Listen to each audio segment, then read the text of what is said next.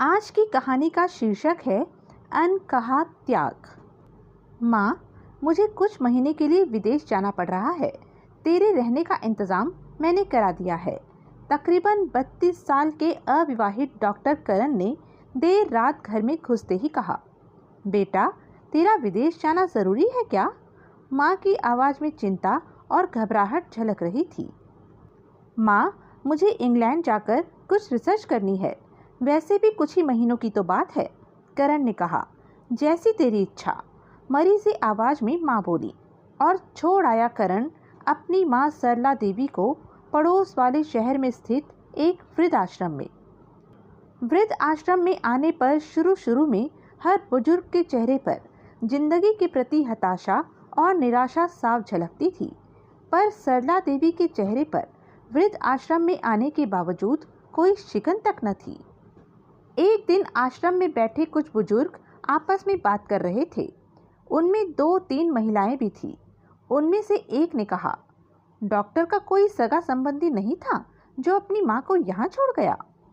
तो वहाँ बैठी एक महिला बोली, सरला देवी के पति की मौत जवानी में ही हो गई थी। तब करण कुल 4 साल का था। पति की मौत के बाद सरला देवी और उसके बेटे को रहने और खाने के लाले पड़ गए। तब किसी भी रिश्तेदार ने उनकी मदद नहीं की।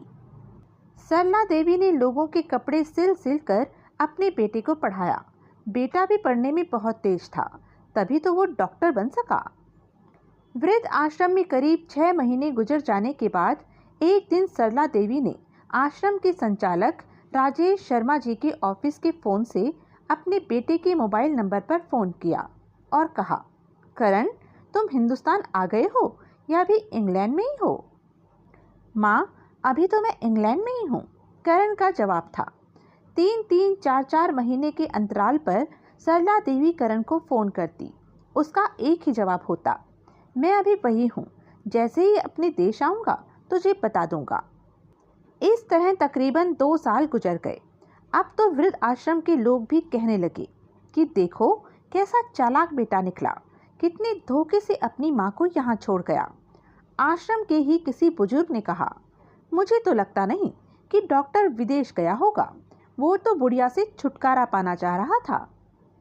तभी किसी और बुजुर्ग ने कहा, मगर वो तो शादीशुदा भी नहीं था।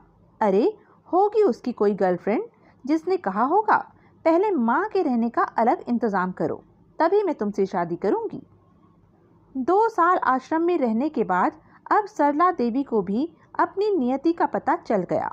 बेटे का गम उसे अंदर ही अंदर खाने लगा। वो पूरी तरह टूट गई। 2 साल आश्रम में और रहने के बाद एक दिन सरला देवी की मौत हो गई। उसकी मौत पर आश्रम के लोगों ने आश्रम के संचालक शर्मा जी से कहा, इसकी मौत की खबर इसके बेटे को तो दे दो। हमें तो लगता नहीं कि वो विदेश में होगा, वो होगा यहीं कहीं अपने देश में। इसके बेटे को मैं कैसे खबर करूं? उसे मरे तो 3 साल हो गए। शर्मा जी की यह बात सुन वहां पर उपस्थित लोग सनाका खा गए। उनमें से एक बोला, अगर उसे मरे 3 साल हो गए तो सरला देवी से मोबाइल पर कौन बात करता था?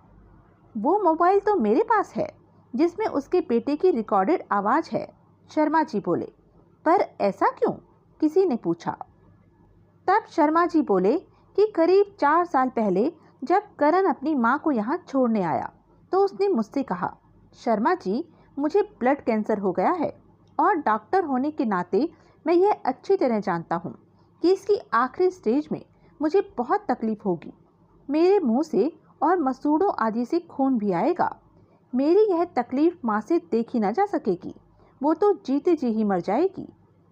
मुझे तो मरना ही है, पर मैं नहीं चाहता कि मेरे कारण मेरे से पहले मेरी माँ मरे। मेरे मरने के बाद 2 कमरे का हमारा छोटा सा फ्लैट और जो भी घर का सामान आदि है वो मैं आश्रम को दान कर दूंगा। यह दास्तां सुन वहाँ पर उपस्थित लोगों की आंखें झलझला आई। सरला देवी का अंतिम संस्कार आश्रम के ही एक हिस्से में कर दिया गया। उनके अंतिम संस्कार में शर्मा जी ने आश्रम में रहने वाले बुजुर्गों के परिवार वालों को भी बुलाया। माँ बेटे की अनमोल और अटूट प्यार की दास्तां का ही असर था कि कुछ बेटे अपने बूढ़े माँ बाप को वापस अपने घर ले गए।